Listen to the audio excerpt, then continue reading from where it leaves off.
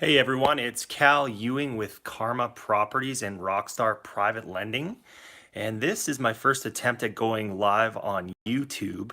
Um, you YouTube fans have been really good to me, and I wanted to start doing a lot more content here on YouTube. And I was doing some on Facebook, but I realized that most of the people that are actually interested in our real estate investing projects, working with us, learning from us, are on YouTube. So here is my first YouTube live video, and I wanted to follow up on a video I just released a couple days ago about buying houses from convicts or people that have been recently put in jail. And this is something I've heard about. There was a podcast I heard quite a while ago, and the guy was talking about actually purchasing lists of recent arrests as a strategy for buying houses. And this really, I found this really interesting because no one's ever really talked about it. I'm sure you haven't even heard about it because not a lot of bloggers and podcasters and investors in general teach this or talk about it. Now, I stumbled upon this accidentally in the last month with my partner Clint in Houston, and we got a property under contract that was going into foreclosure. And they had about a month before the foreclosure auction, and we got the deal under contract. And we were working on our due diligence, and we were looking to wholesale the property, which means get it under contract, put it on the MLS, and sell it as is for as is value. So that was our strategy. And so in order to do that, we needed to get a photographer in there. We needed someone to come in and clean the house up so that we could list it on the MLS and get top dollar for it. Um, oh, no way.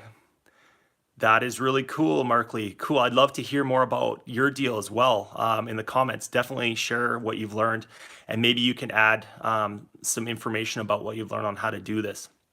So anyways, we got the property under contract, and suddenly our sellers went dead on us, as in we could not contact them. We couldn't get access to the house, and we were trying to figure out what was going on because I knew we didn't have a lot of time. And so what we found out is they were in jail. Both husband and wife that own the property, they were in jail in Galveston, and we were panicking because this is a good deal for us and we didn't know what to do. So luckily we tracked down the mother of the lady, and she told us that they were in jail, and we were able to communicate with the sellers through the mother. But we were a little bit worried on how do we do all the legal paperwork when your seller is in jail. And so I contacted my title company and my real estate attorney that I use, and this is what they told us. They said that this is actually a very common thing that they deal with. And so how it works is every prison and jail has a law librarian. That's what they're called, is a law librarian. And I don't know exactly everything that they do, but that's your point of contact. So if you're dealing with a deal like this, you want your title company or your attorney to send a letter to the law librarian or call the law librarian at the prison or jail. And what the inmates need to do, the sellers, is you can mail them the documents, and the sellers need to book an appointment with the law librarian, who will then set up a notary. So I guess every prison and jail has access to a notary, which makes sense, right? And the seller needs to set up the seller or the inmate need to set up an appointment with this notary and the law librarian. They sign the documents in front of the law librarian, and then everything has to go through mail. So it gets mailed back. The inmates have to purchase a stamp and a letter. You can't actually send a self-addressed stamp and letter, most cases.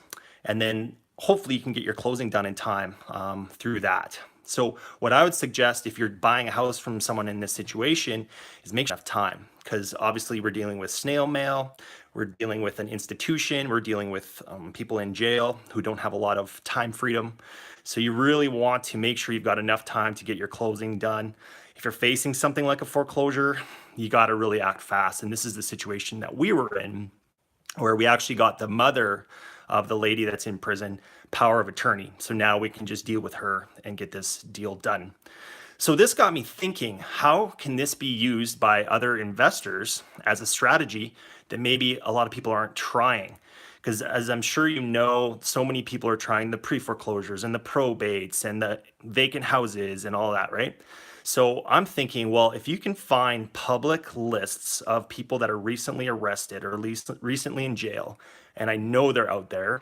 I haven't found them yet, but I know every county every jurisdiction must have lists that you can find online or go down to the county office, and you can actually skip trace these people. And I would recommend skip tracing maybe family members or spouses of these people and contacting them.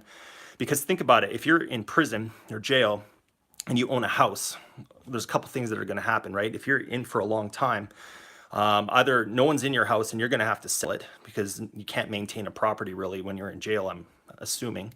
Or if there's a spouse or something, it might suddenly be overwhelming if they have to afford the payments on the home all by themselves, right? So these are motivated sellers that we can help out as investors. And I feel like it's a niche that not many people are targeting. And what I've found through my own experience is it's not that hard as long as you give yourself enough time and you have a real estate attorney and title company that know how to handle this and know who to contact at the jail or prison. Okay, so that's my experience. We're gonna get this deal done here next week. We're wholetailing it. We're already getting offers on it, and we're really pumped about the deal and really excited that we were able to learn something new that we can share with you guys. So again, I'm Cal Ewing with Karma Properties down in Houston, Texas, and I have another company called Rockstar Private Lending where we work with people who have IRA money to invest. Phone just rang. Oh, live. It's fun, isn't it? Okay, yeah. Anyway, so if you have IRA money or something that you're looking to invest in real estate, give me a call or leave a reply on this message because we'd love to show you how you can take your retirement savings and invest it in real estate deals and make above average returns there. So check out our other videos. I got part 1 on here, and I'd love to hear some feedback, your thoughts on buying houses from people that are in prison. Talk to you soon.